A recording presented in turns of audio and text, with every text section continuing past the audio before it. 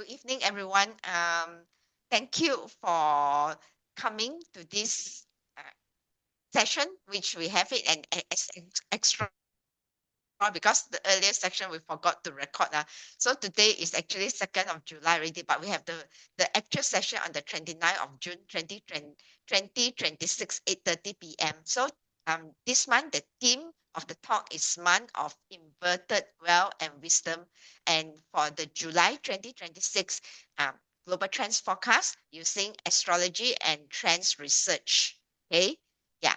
So the talk agenda for today, it will be also introduction, disclaimer, a brief recap of last month's forecast, the influence of the 5 elements energy in 2026, and PC will go on to talk about the June 2026 geopolitical and financial forecast, followed by a summary closure. First of all, this disclaimer, the content here is purely based on our study in the global trends in relation to the 5 elements, Chinese astrology, and the trends research for you to use as a guideline in your investment decision. We will advise you to exercise caution in investment, especially in such volatile situation, and do your research on the company you want to invest. No stock advice will be given, and additional support will be through email addressed in the members Telegram group. We analyze different regional economies such as US, Europe, and China.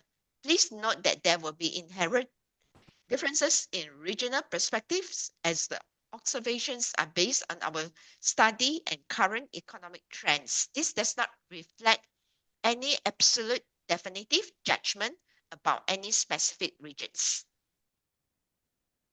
Yeah. So we shall go through a recap of the June 2026 energy. Okay, what I have forecasted from the 5 elements standpoint. First of all, we talk about climate. There will be extreme heat, early warfare, earthquake, and landslide activity. And then geopolitics, there will be maritime confrontation, naval shipping insecurity, and military posturing, flashpoints waters. And then the market will be sharp, volatile, reversal larries, and inflation anxiety with speculation concentration in semicons and also AI. The social mode will be protest, institutional distrust, leadership stress, cyber incidents, and because of the current geopolitical situation and the inflation pressure, this definitely will be bring over to the social mode. So the capital flows which are forecasted in June is AI, tech, energy, defense, all attracted capitals with clear sign of heat and correction risk coexisting. As just now, the conversation between me and PC, we also have talked about the Korean market, which is related to the tech semiconductor sector, which is causing the reversal as well. Okay, unfortunately, I think this happened and it wipes out a lot of people's saving, especially when they are doing trading. Okay, so let's go through the headlines. We'll see whether it aligns to what I have forecasted.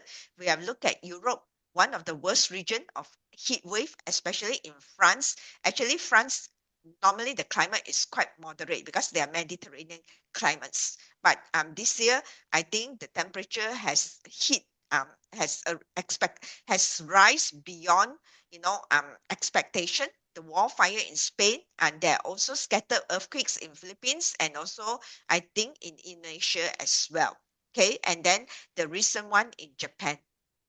Okay, in terms of geopolitics, the maritime confrontation, the Straits of Hormuz, the um, the conflict still ongoing. Sometimes it reopens, sometimes it ceasefire, but and close again. So it's not stable. Okay. And then there are also new shipping crises due to the weather condition, the El Nino effect, which also caused the heat wave globally. So it also puts Panama Canal under stress. Okay. And also we can see that in the Asia, see here in Straits of Taiwan, in Philippines, we also see some, combat readiness drills as well. Okay. Yeah. And okay, so the economic condition, we can see that some tech stock dive, that some stocks they fall sharply as strong jobs data fuel for raise hike and also oil on weekly gain for this June scenario. And also the shipping rates is soaring. When the shipping rates soaring, definitely whatever that is, what the supply chain has done, or this is part of the supply chain. If the shipping rate is soaring, definitely it will be passed down to the consumer eventually. Okay, so the Europe zone inflation also jumped, and then the oil shipments rise in Hormuz over the costs grow over Iran transit terms. Okay, next, the financial market. There are AI booms rally. Okay, South Korean market watchdog. Okay, on semicon sectors, the chips. Okay, like Hynix, SK Hynix, and also Samsung. And then also there are also larger people are looking into AI data center boom, and China's push for green power use in AI project, which may face obstruction as well, challenges as well. Okay, yeah, the social mood, there are multiple crises that's happening, especially in um, South America, Europe, UK, and also US, and also I think in Africa. Okay, so let's look at the month of June 2026 energy itself. So June 2020, July. sorry, the month of July 2026 energy. So the July energy in 2026 is actually in the 24 solar terms is 小许, means that the minor heat in English. So it's actually a transition from the fire horse, the fire energy, to the end of the season, the earth energy. Okay, so the charts of the minor heat for July 2026 shows a combo of the goat and horse, which is which will result in either fire and earth. Sun and moon means that fire and earth. So for this chart, because it's strong in fire, it will result in more fire. So, and also all the branch, all the branch in the July minor heat parts or the four pillar energy shows all summer branch. That means they have a directional combo of goat, horse, and also snake. Okay, so overall, this is a very strong fire chart. Okay, and then it also has missing resources. Okay, because this is a run water day masters. Okay, so it has missing metal. That means resource will be pressured again this month. And also the room water itself is alone in the chart, means that surrounded by fire. This is a follower chart.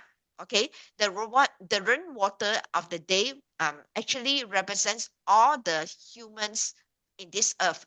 That means we have to follow the dominant energy of the chart, which is fire energy. But people will not be happy because young day masters does not like to be a follower.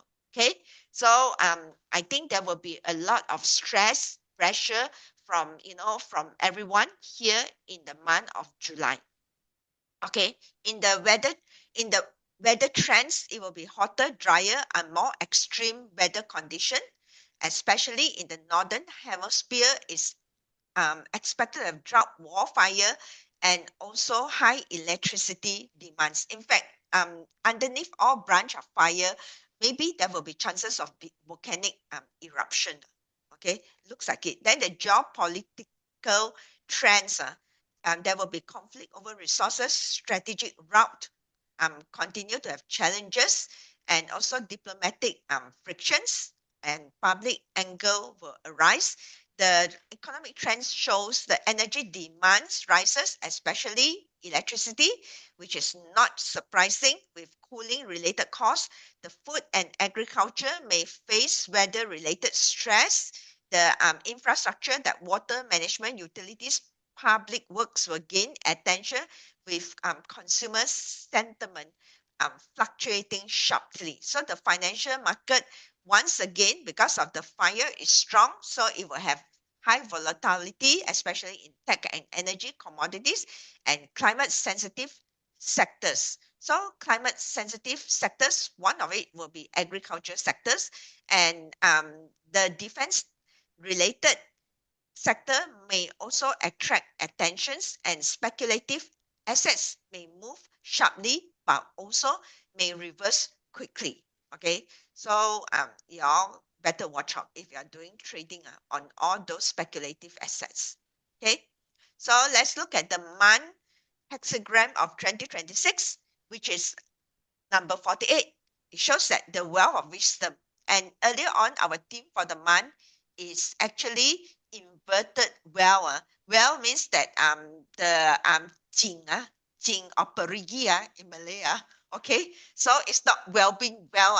Okay, so it's well of wisdom, the water of wisdom. You can see here the water actually is reversed. The wind hexagram is here. This is a wind hexagram.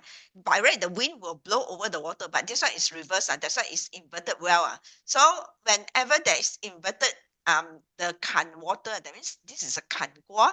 The kan water with wind approach, that means we require systematic approach, and then the resource management becomes very important or key points here: water, food, energy, and public infrastructure. In fact, the old systems also needs repair. Okay, means that the old system here, it could be in a wider scope. It could be also the world order, the old world order might need transformation, because this is a fire strong month, and we know that fire transform everything, so there will be transformation as well. Okay, so outdated system, if you have outdated system, especially maybe in your company or what, so you will need to also transform. Okay, so there will be problems arise in the outdated system. So wisdom must be practical in the sense that how you transform. So it's not a month of empty speeches, and people demand for real solutions to improve daily life and share resources, share tensions. There will be tensions in the regions as well. Okay, and also over the control of resources, mainly those necessities. Okay, like water, energy, food, and technology. And we have to return to the fundamentals of focusing on basics necessity like water, food, and also reliable power with fair governance and trusted institutions. So that's all for me for the month of July's energy forecast using the 4 pillar chart and also the hexagram. Over to you, BC, to see whether what your forecast align with what is shown in the astrology chart. Okay. Yeah, I will stop sharing. I will you can share.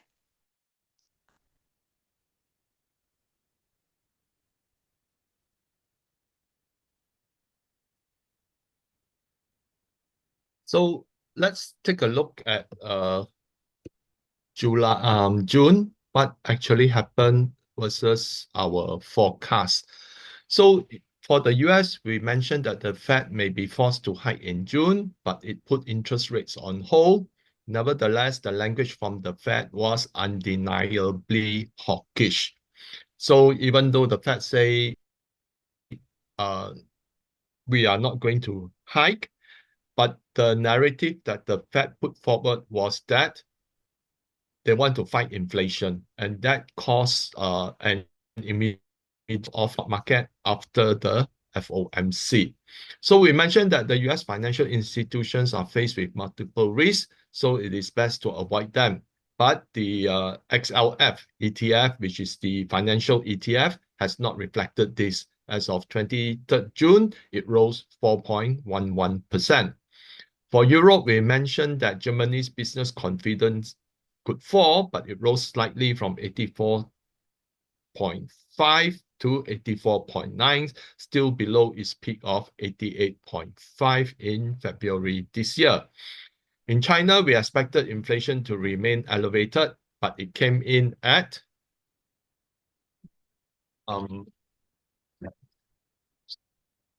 minus 0.1% month on month in May. Let me on my video first.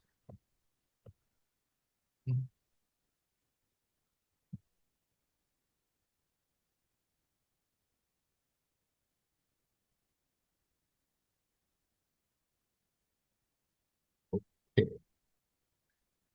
So in June, where we got right, we predicted that inflation would rise, and it did, rising 4.2% year on year.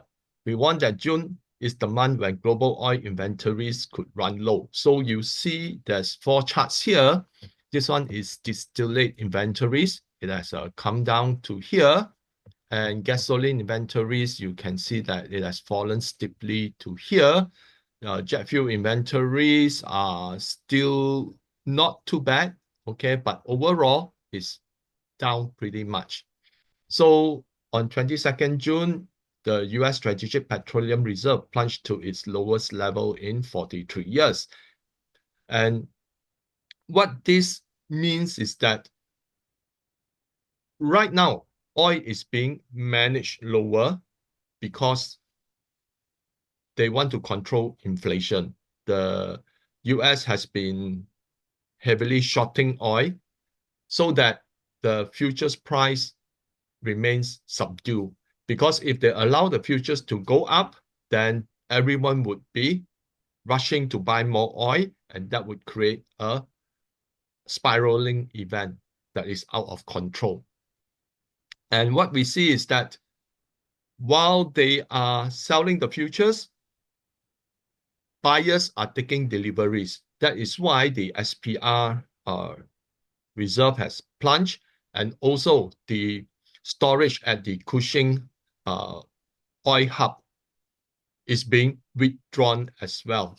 And right now, it has reached quite a critical level. And in Japan, they have been using their oil reserves, and pretty much it will also put the Japanese government in a unfavorable position, because once it has reached a very critical level, they will be forced to buy crude oil as well. So many countries, they are actually using their reserves, okay?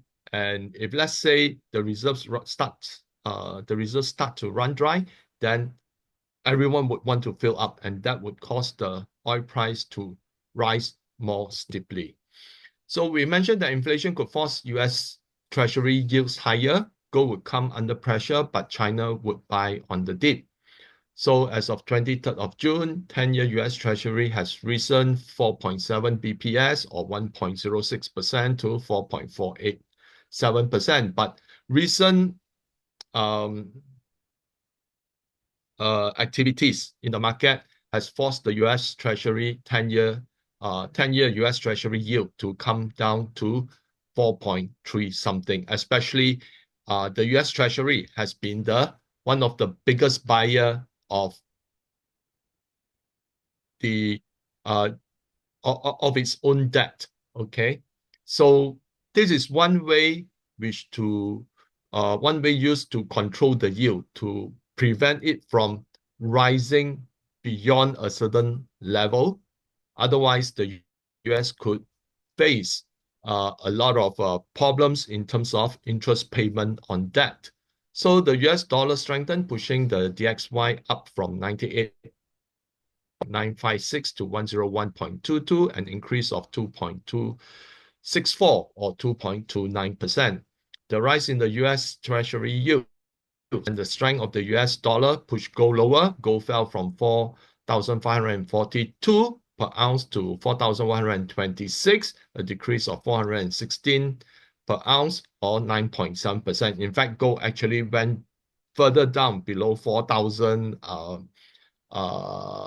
early part of this week.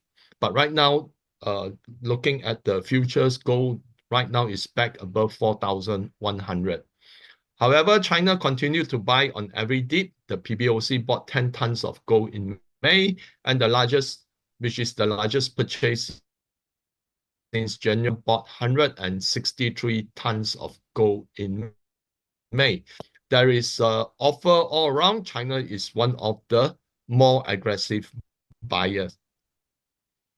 Yeah, I've posted also in the Telegram, members So Telegram group on the buy on potential buy of gold.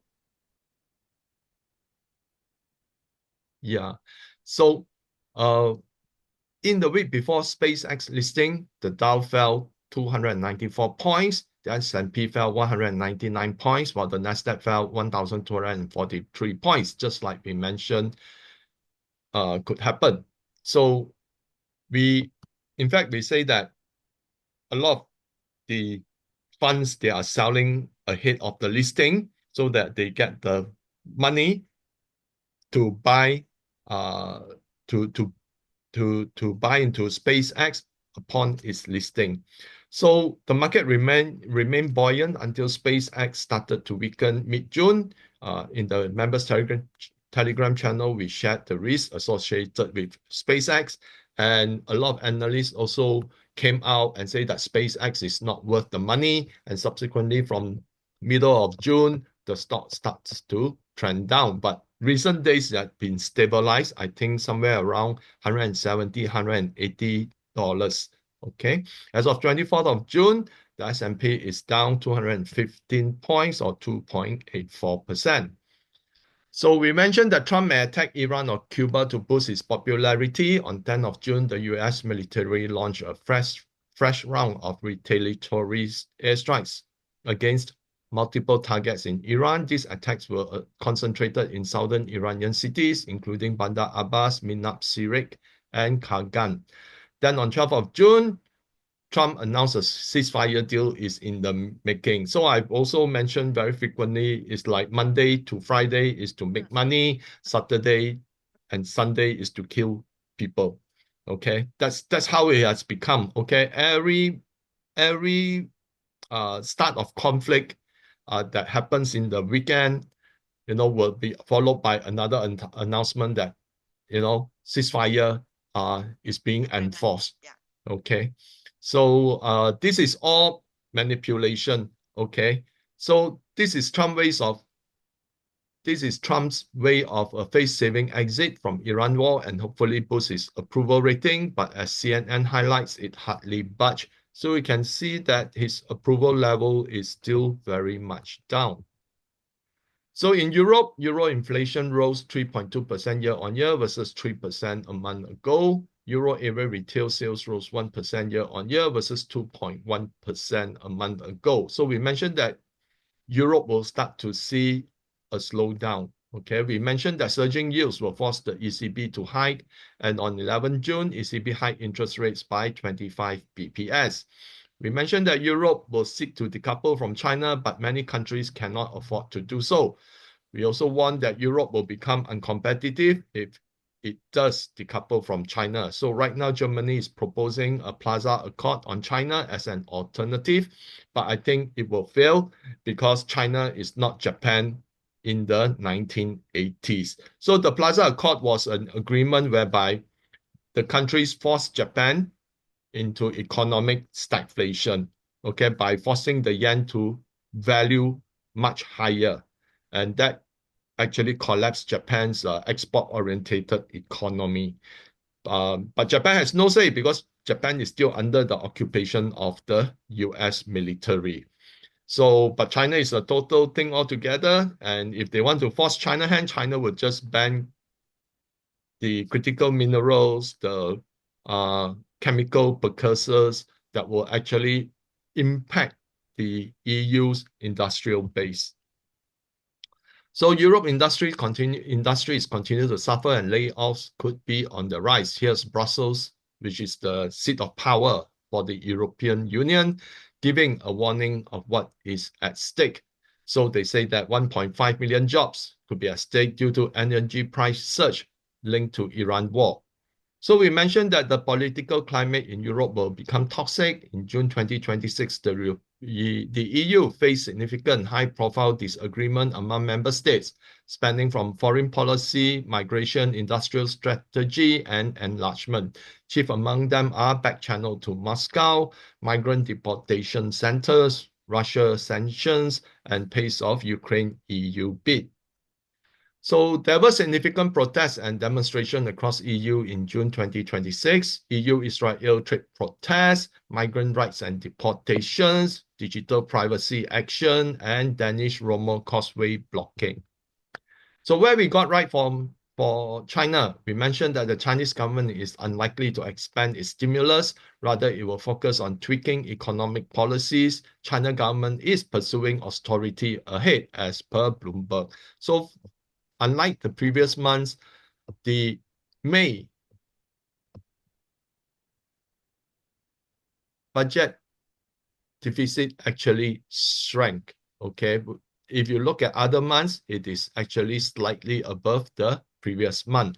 So in May 2026, the government spending was 4.1% lower than in May 2025. China is using this opportunity to transform its economy from being over-reliant on debt. And not only that, Chinese households are beginning to pay down their debt as well. And this is very important because uh, they have been so badly affected by the popping of the real estate bubble that they still hold debt that is based on much higher property prices. So it is somewhat brief, a sigh of relief, okay, that the household has actually started to pay down their overall debt. So Chinese bonds remain steady month to date. As of 24th June, the 10-year yield rose to 1.74% from 1.72%, but continues to outperform its peers over a 5-year period. If you recall, we mentioned that China bonds will still outperform its other peers. So during that period, US 10-year yield was 4.488%, UK was 4.7756, JGB was 2.67, Germany 10-year is 2.9168, and France 10 years is 3.568. So the renminbi also outperformed other emerging currencies as the US dollar strengthens. So China retail sales of consumer goods came in weaker than expected, falling 0.6% year-on-year, pushing the retail sales of consumer goods for January to May period to 1.4% year-on-year. So there were a lot of Western media who hyped that China retail sales has fallen by 0.6%.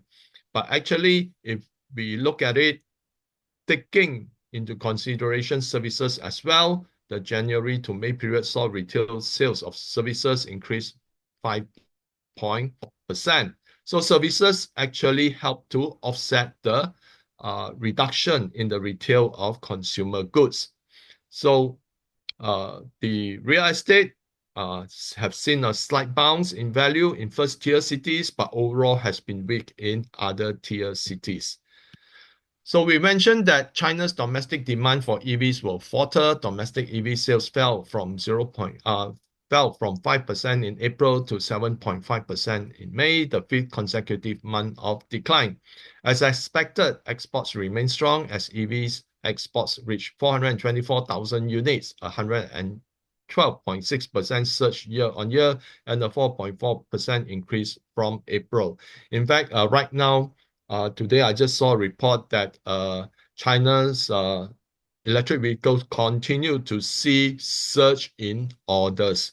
So the PBOC acquired 10 tons of gold in May, the most since January 2026. This extended the PBOC's gold buying streak to 18 straight months, the longest since 2015. We mentioned that China will step in amid the decline in the price of gold.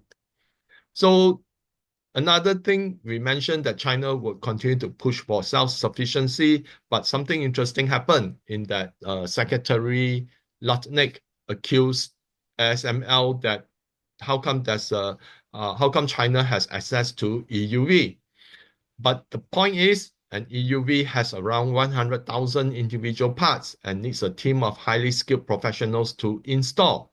How could an EUV make its way to China without the professionals to install it? More likely, China has advanced its own chip manufacturing equipment. SML has also denied the allegations by Secretary Lutnick. So a trade war with Europe seems inevitable, with Germany now proposing a Plaza Accord on China. So US economic indicators, Q1 GDP rose 2.1% year-on-year, revised up from 1.6%. CPI rose 0.5% month-on-month in May. Year-on-year, it rose 4.2%. Core CPI rose 0.2% month-on-month in May. Year-on-year, it rose 2.9%. So in this case, the core CPI is much lower year-on-year is because the core CPI takes out food and energy, which are the two items that have seen escalating prices. So PPI rose 1.1% month-on-month in May. Year-on-year, it rose 6.5%. Core PPI rose 0.4% month-on-month in May. Year-on-year, it rose 4.9%. Retail sales rose 0.9% month-on-month in May. Year-on-year, it rose 6.9%. Industrial production rose 0.1% month-on-month in May. Year-on-year, it grew 1.7%. NAHB index came in at 35 in June, down from 37 in May. So this goes to show that the National Association of Home Builders confidence in the real estate market is not really there, because anything that's below 50 indicates a contraction. This could be due to a lot of inventory still in the market, which is why they are not confident of expanding their development. So housing starts plunged 15.4% month-on-month in May, while housing permits fell 0.7% month-on-month. Existing home sales rose 3.2% month-on-month in May. Year-on-year, it rose 3.2%. Pending home sales rose 3.8% month-on-month in May. Year-on-year, it rose 2%. Preliminary PMI for manufacturing came in at 55.7, while PMI for services came in at 51.3. So on the commercial side, the sentiment is still quite bullish, in the sense that the manufacturing and services is seeing an expansion. The Conference Board leading economic index increased slightly by 0.1% in May, following a 0.2% increase in April. After two consecutive increases, the LEI is down just 0.3% over the 6 months between November 2025 and May 2026, versus a 1.3% contraction over the previous 6 months. So anyway, it is still below zero, and I think very likely the situation will remain very rooted in a potential stagflation. So the US Census Bureau and the US Bureau of Economic Analysis announced that goods and services deficit was 55.9 billion in April, down 0.7 billion from 56.6 billion in March, which is revised. Now, you can see that the US trade deficit has been trending down, mainly because China, the amount of goods that the amount of goods that China exports to the US has actually come down quite significantly. But the amount of goods that comes into the US from Mexico has risen very, very high. But that is quite obvious, is that the goods from China goes to Mexico, and then from Mexico it goes into US, because China trade surplus continue to grow at an astronomical pace. So US budget deficit, the US government saw total receipts at 336 billion and total outlays of 628 billion in May, resulting in a total budget deficit of 292 billion.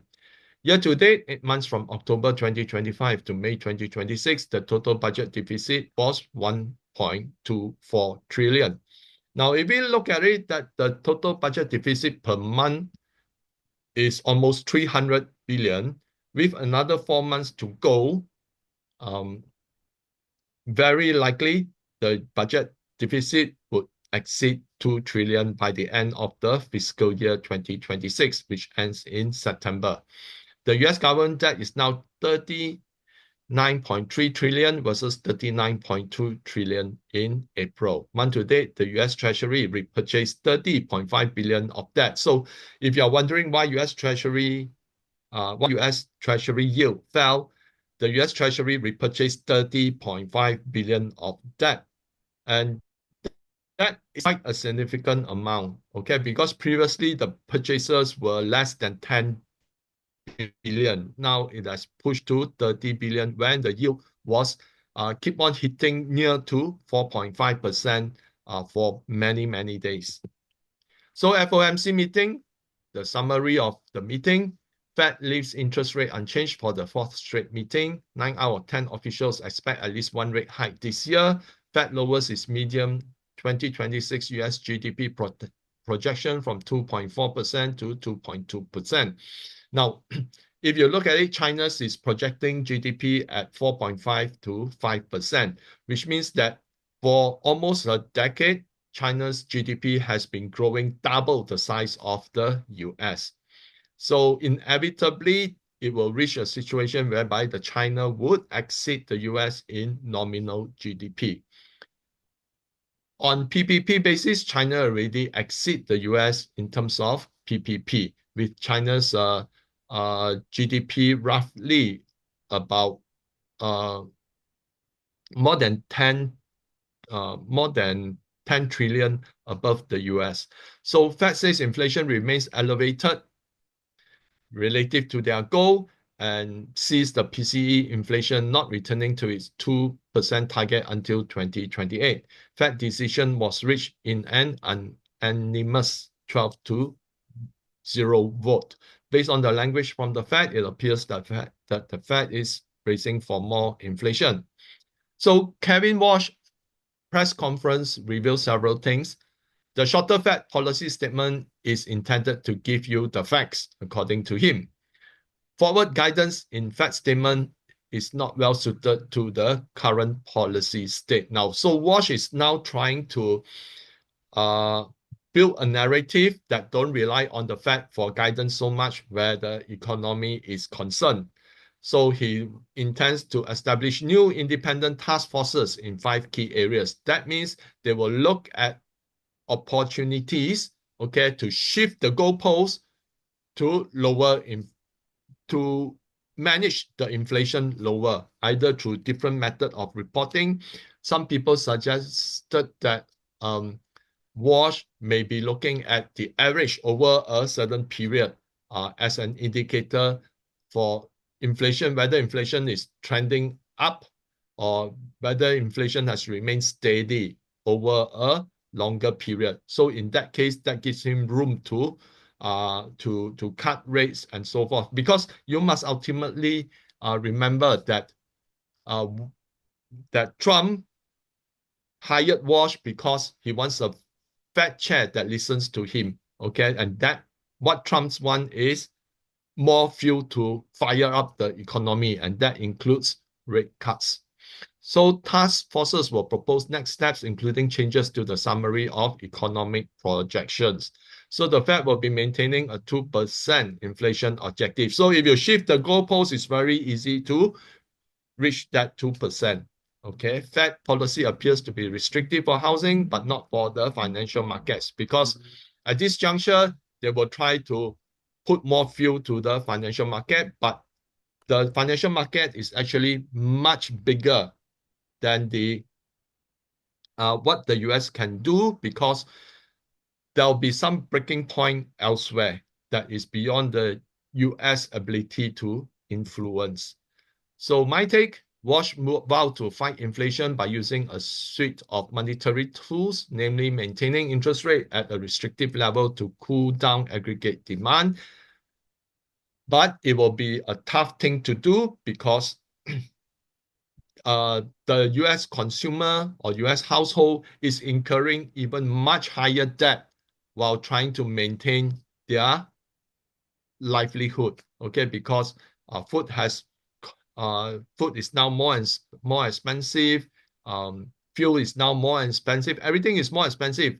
But the US households are actually continue to rack up record debt level. And not only that, their savings level has come down as well. Now, this is a very dangerous thing because it is like digging into the safety net, okay, to continue consuming while at the same time taking higher debt load as well. So shrinking the balance sheet by allowing government bonds and securities required during previous quantity easing program to mature without reinvestment, thereby reducing the money supply. So the Fed say that, hey, we want to do some damage control here, okay, that we do not want to have QE, but the Treasury is doing QE on behalf of the Fed, okay, and the Fed cannot overrule the US Treasury, okay. So right now it's like one party saying that, okay, we want to maintain some semblance of sanity in the with regard to the um, interest rates and finance and economy within the US. But then the US Treasury is printing money, okay, like the Fed, because they issue debt to buy back their own debt. So eliminating forward guidance by ending the Fed's practice of strictly signaling future policy moves, such as removing the Fed dot plot to force markets to price incoming data rather than relying on central bank promises. So that means that the guidance from the Fed will be very much blurred, and the market would actually look at economic indicator more. Okay, and that's due to the gyration of you can see that the US economy is not all smooth sailing. Certain parts are weak, certain parts are strong. So all this without the Fed guidance, then it will just lead to more volatility. So there are some dire warning from JP Morgan here. The JP Morgan state that investors could sell 165 billion worth of stocks amid June quarter rebalancing. So right now we are already in July. There has been some selling, but I think whatever selling that JPM was warning about was well absorbed by the market. But Fitch warning is a bit more concern, okay, because based on their outlook as of in the month of June, what could happen moving forward. So you can see that the mid-year outlook has been mostly deteriorating, with only North American midstream energy and LNG infrastructure exhibit improvement. Other sectors were deteriorating. This could negatively impact the economy, especially in Q2 2026. Even though crude prices have fallen, other refined products are seeing rapid depletion in inventories and could hamper multiple sectors' recovery. So their outlook moving forward will be anyone guess, but looking at it, it will be a bit more turbulent. Okay, although originally from their 2026 outlook, a lot of all these are actually neutral, but as of June, there's a lot of deteriorating signals. So the entire outlook for the second half is anyone guess, but then it seems to suggest that it will be on a downtrending bias. So margin debt is right now a problem. The US stock market is vulnerable to margin calls, resulting in a cascade of sell-offs. So what could happen to US in July? Q2 GDP 2026 will be impacted by the effects of the Iran war, and inflation will remain elevated. The Strait of Hormuz has yet to see shipments return to normal, while global oil reserves take a hit. Filling up the reserves will push the price of crude oil higher. US budget deficit will likely expand, pushing it above 1.5 trillion, and US Treasury will continue with its yield curve control. In fact, just yesterday, they bought 2 billion more of debt. Okay, the US and China will intensify their trade and tech war after the US put 100 Chinese companies on the entity list, although some reports say that this is on hold. However, China soon retaliated by restricting 46 US companies from government procurement and prohibiting the shipment of critical minerals and items to 10 US companies. Okay. Meanwhile, Secretary Lutnick says that Chinese robots are a national security threat. Whatever that the US cannot cope, it will be a national security threat. So GPU rental is falling. According to Bloomberg, there is a liquid secondary market for GPUs, which gives a real-time window on demand and supply. The price of GPUs can be rented by the hour in the spot market has fallen notably in recent weeks. So you can see that there is a sharp decline, okay, in the clearing price. So that means that a lot of the GPUs hype, okay, is now wearing thin. So the semiconductor sector could see more selling as multiple challenges surface. Market may be vulnerable in July. Now, first, most of all, is SK Hynix has reportedly reduced its HBM4 manufacturing capacity and shifted to DDR5. So that means that the HBM market may have become very saturated. Okay. And when a company chooses to reduce its capacity for a high margin product to a low margin product, then that is a concern. And the other thing is that the tungsten hexafluoride prices remain with China now not exporting any tungsten powder to Japan. So without tungsten powder, you cannot actually manufacture the microchip. So this is something that will worsen moving forward. And the consequences of Iran war has resulted in helium shortage and is starting to hit semiconductor wafer producers as well.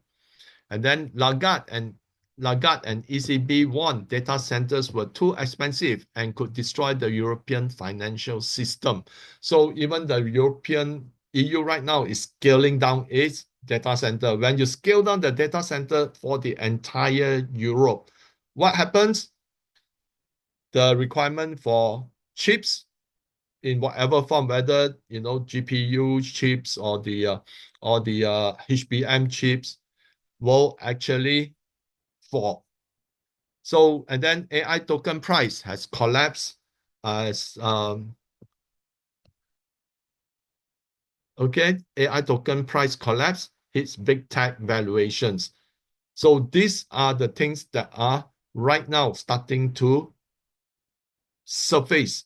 And if, let's say, there is more and more similar news hitting the market, then we will see the semiconductor being pressured. There is a strong belief that Clarity Act will be passed in early July, but right now, as of yesterday and today, it may not be so, okay? Because there's still a lot of nitty-gritty that needs to be ironed out. Once passed, it could alter the US financial system as stable coins will be issued to back US treasuries and assets will be gradually tokenized. This is not at all surprising as the US undertakes to reboot its financial system. Its debt has become unsustainable and interest payment on debt has become too high. There are circulating rumors that gold will play a role as Trump announced an audit on fallouts. Meanwhile, several countries have repatriated their gold from the US. So here's a report. Central banks are repatriating gold. Trump announced an audit on fallout.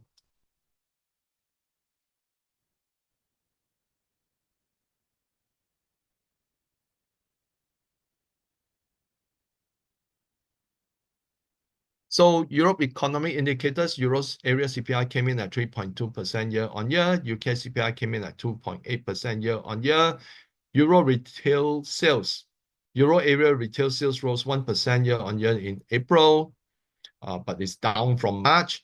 UK retail sales rose 3.2 year-on-year in May, up from 0.1% in April. German manufacturing PMI came in at 50 in June versus 50.1 in May, while services PMI came in at 46.8 versus 48.1 a month ago. France manufacturing PMI came in at 50.7 in June versus 49.7 in May, while services PMI came in at 47.4 versus 44.3 a month ago. UK manufacturing PMI came in at 53.1 in June versus 53.9 in May, while services PMI came in at 48.7 versus 49.3 a month ago. So manufacturing seems to be quite okay. It's still in expansion, but services continue to see contraction. So what could happen to Europe in July? Euro area and UK Q2 GDP growth will likely signal that stagflation is here to stay. As the summer heat wave courses through Europe, the cost of energy could rise, sparking higher inflation across Europe. Economic activities could slow down. And if you have seen some videos right now, there's a rush everywhere in Europe for China's air condition units, okay, especially the one with higher. So the US relationship with EU could see further deterioration as the EU seeks to be self-reliant in military and intelligence matters. Here's two news on this subject. So EU is preparing for a trade war with China. This could unsettle multiple industries within the continent as China holds the stronger card, including restricting the exports of chemical precursors for the pharmaceutical industry and critical minerals for the defense and automotive industries. Now, China economy indicator CPI rose 1.2% year-on-year in May. Core CPI rose 1.1% year-on-year in May.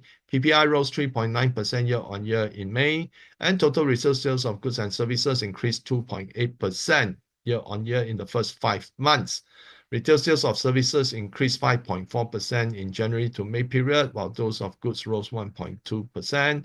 Retail sales of goods fell 0.6% year-on-year in May, as I've highlighted just now. Industrial output rose 4.5% year-on-year in May, and is up from 4.1% in April. So China's export of industrial and high-tech equipment to the whole world has pushed up its industrial output, and the services retail sales of services and industrial output have actually helped to offset a lot of the unfavorable economic indicators like fixed asset investment, which fell 4.1% year-on-year for the first 5 months of 2026 compared to 1.6% for the first 4 months. So as the fixed investment total value of it starts to fall, and the year-on-year comparison, the amount would not be high. Okay, whereas if let's say exports keep on surging and help the industrial output, any percentage from that surge would actually add more value. And that's why even though you see fixed investment fell 4.1%, it may not affect the GDP too drastically. Okay. So unemployment rate was 5.1% in May, down from 5.2% in April. China trade data, China total value of goods imports and export in May in renminbi denominated terms grew 16.9% year-on-year to reach 4.45 trillion or 653 billion. Export rose 13.8% year-on-year, while imports increased 21.5%. So China actually has zero duties on African goods. And that could be one reason why there's a lot of imports of resources from Africa, or not only resources but food as well. So in the first 5 months of the year, total foreign trade amounted to 20.68 trillion, up 15.3% year-on-year. So you can see that when exports can rise double-digit, and it's a surging volume and surging value, then that could actually offset other weak indicators. So in US dollar terms, overall exports surged 19.4% year-on-year to 376.78 billion, significantly beating the Reuters poll forecast of 15%. In US dollar terms, imports climbed 27.4% to $271.35 billion, outperforming expectations. The trade surplus widened to $105.43 billion, the largest monthly surplus since January. Now, China real estate home prices in China first-tier cities increased month-on-month in May. New home prices for the 4 first-tier cities edged up 0.2% month-on-month in May, with the pace of growth widening by 0.1 percentage point from April. New home prices in second-tier cities dropped 0.1% month-on-month, unchanged from the previous month, while those in third-tier cities fell 0.4%, 0.1 percentage point higher than in April. Similar trends were seen in the resale of housing market. First-tier cities also posted a month-on-month increase, while second and third-tier cities reported decline. So actually, it's good thing that the first-tier cities are seeing some uptrend, okay, but it will take a much longer time before it spill over to the second, third, and fourth-tier cities. So my take, first-tier cities will lead the way in recovery, while second and third-tier cities will be the laggards. China electricity consumption, a key barometer of economic activity, rose 6.9% year-on-year in May. Power use total 867.1 billion kilowatt-hour. Power consumed by primary industry rose 5% year-on-year to 12.4 billion kilowatt-hour, while power consumed by secondary industry increased 6% to 575.3 billion kilowatt-hour. So the secondary industry is where the economic activities are concentrated in. The power used by tertiary industry reached 170.4 billion kilowatt-hour, up 9.7% year-on-year. Residential electricity consumption rose 7.5% year-on-year to 109 billion kilowatt-hour. In the first 5 months of the year, China's total power use reached 4.2 trillion kilowatt-hour, up 5.7% year-on-year. Now, if we equate power consumption to the GDP, that goes to show that the GDP would still likely be around 5%. So one interesting development happened in China is that the Chinese policymakers have come out with a blueprint, okay, to promote the AI plus economy. And China has issued a plan to promote coordinated development of large, medium-sized, and small enterprises in the platform economy from 2026 to 2028. The plan aims to enhance innovation synergy, ecosystem synergy, and openness synergy among enterprises of different sizes, fully stimulate the creativity and competitiveness of the platform economy, and promote deeper integration of the real economy and digital economy. The plan also calls for greater openness and sharing of technologies and data, and lays out key tasks and special actions, including guiding platform enterprises to strengthen innovation in artificial intelligence, deepening governance of algorithm and traffic, and promoting algorithm transparency. The platform economy is a new form of economy built on internet platforms. So the whole economy is moving strategically towards an AI and digitized format. So China's policymaker released an implementation guideline document to accelerate the development of AI plus consumption. It includes 17 measures in 5 areas to promote deeper integration of AI with consumer markets by expanding smart product consumption, empowering services consumption, and creating new consumption scenarios. Regarding goods consumption, the document calls for increasing the supply of new AI products, upgrading consumer electronics, household appliances, and home products, cultivating the smart wearable market, and promoting AI-powered robots for elderly care, companionship, and daily assistance. So that's why you see that China now is very aggressively training their humanoids or robots in multiple tasks that involves elderly care, as well as um, in the service industry as well. Yeah, addressing services consumption encourages wider AI application in home services, elderly care, tourism, accommodation, and catering, and education, including smart elderly care facilities, AI-enabled tourism services, smart canteens in offices, schools, and hospitals. A guideline, the guideline also stressed the acceleration of smart retails, deeper integration of e-commerce with AI, improvement of smart logistic networks at the county, township, and village levels, and expansion of delivery coverage in remote areas. China will also build AI plus consumption clusters and AI experience centers, encourage rental, sharing, and trial use of AI products in public venues, and encourage local authorities to formulate subsidy policies for next generation smart terminals and other AI-related consumer products under the Consumer Goods Trade-in Policy Framework. So the AI plus economy will benefit current leaders like Knowledge Atlas, Minimax, Alibaba, and Tencent. But a word of caution, both Knowledge Atlas and Minimax are still suffering billions of renminbi in losses. So here you see that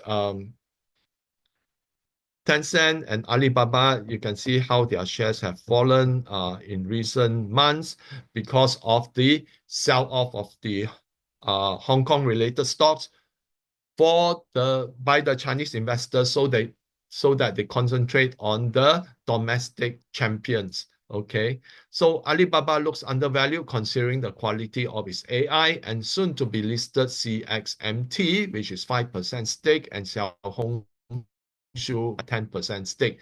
Now, for the members, I think if some of you might have missed the Telegram post that I put in. According to analysts, CXMT right now is valued around 70 billion US dollar. And at 5% stake, that means if let's say it's listed at the same valuation, Alibaba would get 3.5 billion dollars in investment gains. Okay, and but according to those analysts, there's a strong likelihood that if CXMT follow the kind of trajectory as the because it's also into those memory chips. Okay, follow that trajectory like SanDisk, SK Hynix, and Samsung, then the valuation could be almost $700 billion. So that means it can increase 10 times more. So that means if let's say it increased 10 times more over a longer period of time, okay, over the next few years, that means that Alibaba would actually have 70 would actually have $35 billion in total gains. Now, $35 billion in total gains is equivalent to 200 over billion renminbi in gains. Okay, and that could actually uh, uh, put Alibaba in a very strong financial position. And Xiaohongshu is valued at $70 billion right now. That means that Alibaba has 7 billion in the bank. And if let's say upon listing it shoot up to a few hundred billion, then Alibaba would also have a few tens of billion.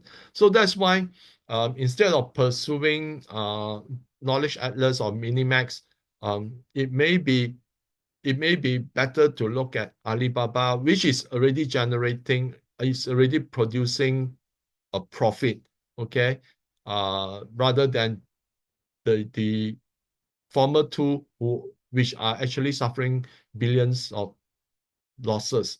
So Tencent also owns 10% stake in Xiaohongshu, and if let's say Xiaohongshu can increase its market cap upon listing, then it will also favor Tencent as well.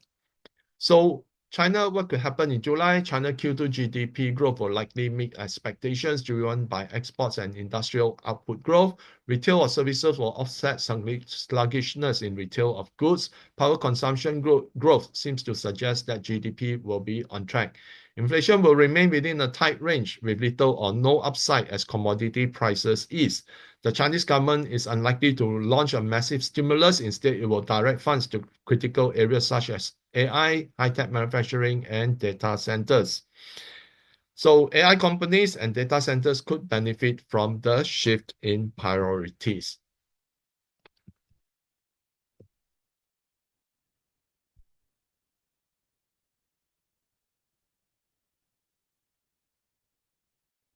So China restricted exports of critical minerals like tungsten hexafluoride, which is used in the HBM manufacturing, chip manufacturing, and indium phosphide, which is used in photonics, which is an important connectivity solutions for hyperscalers, connecting the GPUs in hyperscalers. Both are critical to the AI data centers. Chinese companies involved in these critical minerals could benefit as prices soar.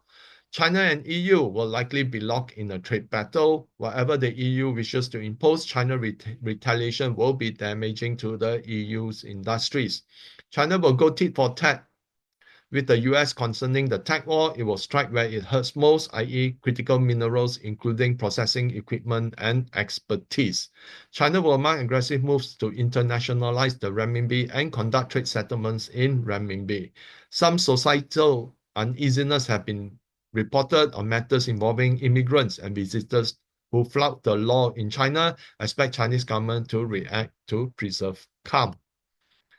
Now, recently there has been sell-off in gold, okay, but what actually caused it? So here are some reasons. Up to 140% rise in margins for precious metals trading in China. Central banks of Turkey and India sold gold to defend their currencies. US liquidity crisis as stocks, commodities, and cryptocurrencies are being sold to access US dollars. Margin calls prompting investors to sell their most liquid assets, i.e. gold and silver, including the ETFs. Now, this is the culmination of highly leveraged bets that have gone under and record amounts of margin debt held by investors and speculators. 2 times to 3 times leveraged bets could cause a drastic fall in prices and stock market indices. There's a wave of gold repatriation just as Hong Kong is about to launch its gold trading hub in July.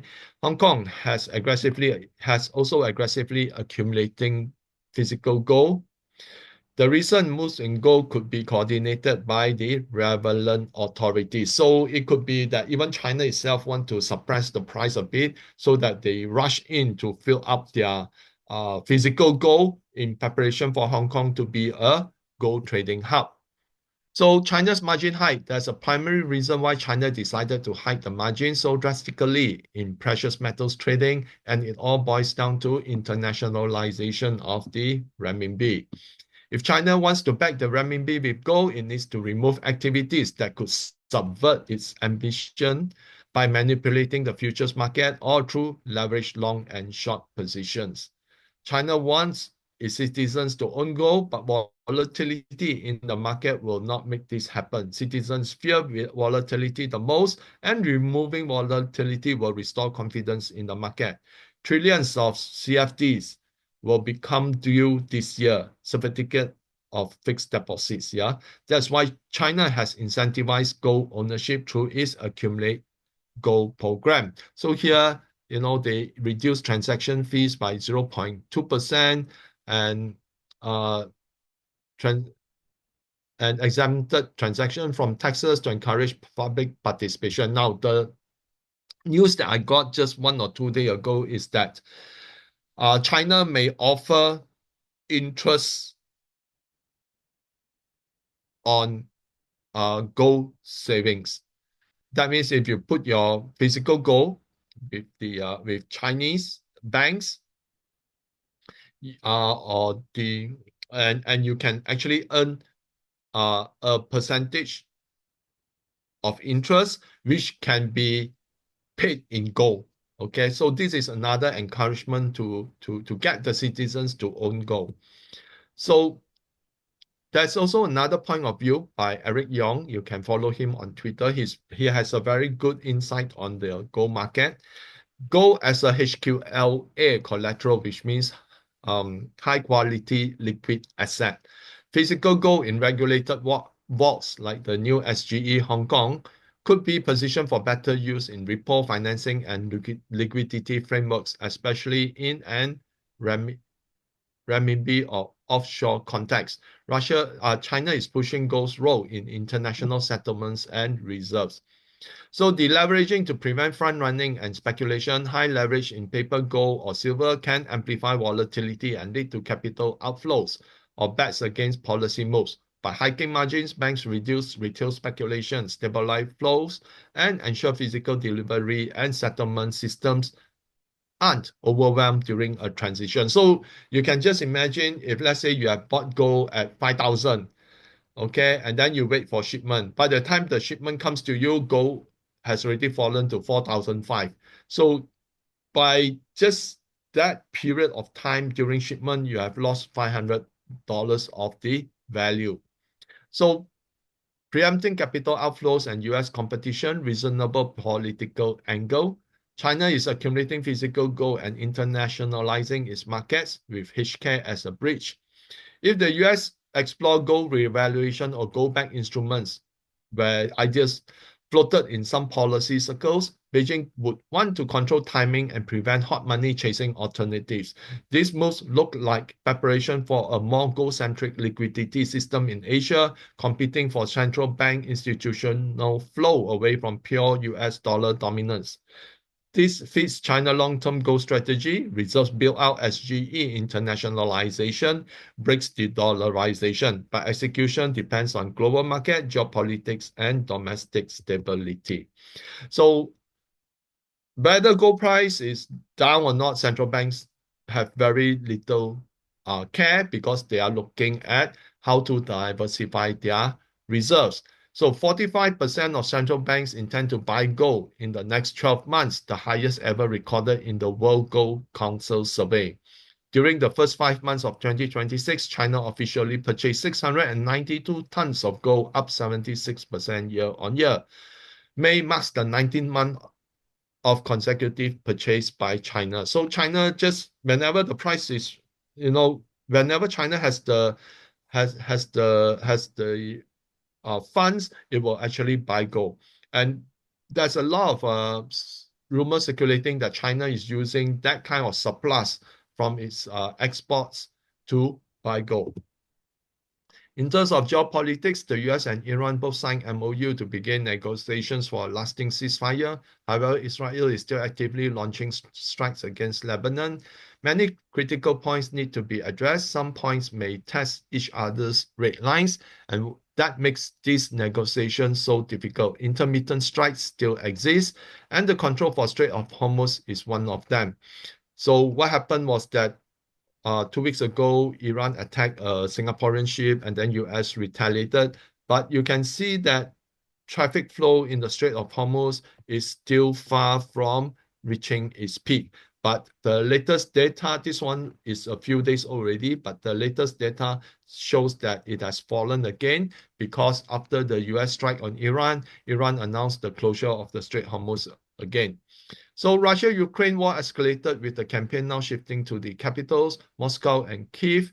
Meanwhile, Ukraine has announced a 40-day campaign to increase pressure on Russia. So the war will continue with no plans for a complete ceasefire. The longer the war, the more it hurts the EU, which continues to finance Ukraine. This could be Russia's main objective, to wear down the EU and NATO. So in South China Sea, since the Japanese PM's declaration that the security of Taiwan is essential to Japan's own national security, the country's relationship with China has deteriorated. In retaliation, China has banned or restricted the export of critical minerals to Japan. On 28 May, Japan and Philippines announced maritime boundary talks in waters east of Taiwan. China was not invited, and Beijing answers was to send a flotilla through the Bashi Channel and into the Pacific east of Taiwan. Yeah, Evelyn, you wanted to say something? Okay, I think the next to watch out for is the East Sea, the China and the Straits of Taiwan. Yeah, I think looks like the US would push the two to create that kind of tension with China. Mm. Because the US won't approach China directly, it will use cannon folders, lah, put it that way. Yeah, that's right. Okay, so I think we can summarize. Yep. So Yeah, I just um yeah, you just go to the summary page. I'm directly don't have to unshare anymore. okay. I think yeah, before that, for those members who are here tonight, if you are interested in the period 9 course, you can still register. Okay, for there will be special rate for repeat students and also for our members as well. Hold Okay. on, just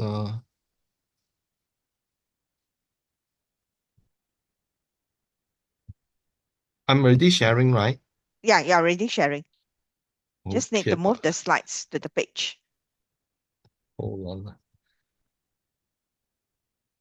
When I come out of this, I seems to have problem finding back my page. Oh, okay. Or else, never mind. It's okay. Let me share. Try to share and okay. Yeah, you can see the summary page, everyone.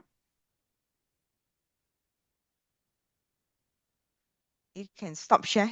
Um, Okay. Yeah, yeah, so yeah, you can see the summary page. Okay, let's summarize for tonight. So from the astrology standpoint, there will be stronger heats, droughts, and dry winds, wildfire risks, and potentially, I think, volcano risks as well. So the resource securities will be becoming more sensitive as we talk. I think we have seen PC also presenting on the critical minerals that, everyone is protecting their own critical minerals or resource. Then the fire disasters, drought, and land stress could happen, and okay, infrastructure damage. So it looks like more of volcanic related type of damages. So agriculture, food supplies, property construction, will and utilities and energy costs will become more important with stronger focus on commodities, energy, food, utilities, infrastructure, and inflation sensitive assets. Okay, so over to you, PC. yeah, so trade and tech war still ongoing with export restrictions on critical minerals that affect the chip manufacturing sector and data centers. Some financial event could occur due to escalating debt. Margin debt has reached astronomical levels. And this just today, the Korean stock market crashed, and many people were reported to be uh, uh, de in depression because they have used their entire savings to leverage on the two few on the few stocks, okay, that's been surging. So global slowdown becomes more prevalent when Q2 GDP growth is released. Super El Niño will result in drought, crop damage, and heat waves across regions. Some countries could suffer due to food shortages, demand for energy surges for cooling needs, and geopolitical tension remains as leaders look at nationalistic objectives and ambitions ahead of collaboration and peaceful coexistence. Okay, I think that's it for tonight. Any questions? Anyone has any questions? Okay. If no, I think let's call it tonight. Thanks for those who call in tonight to listen to the talk. Okay, to accompany us. Okay. So, yeah. So Yeah. good night, everyone. I hope everyone are very registered for the period 9 course. Hope to see you then. There will be a lot of new insights. To look at for your future investment, especially. Okay. Yeah. Bye bye. Yeah, bye-bye. Yeah. So let me just hold on for a while. Let me stop share and then let me end the call. Okay. Good night.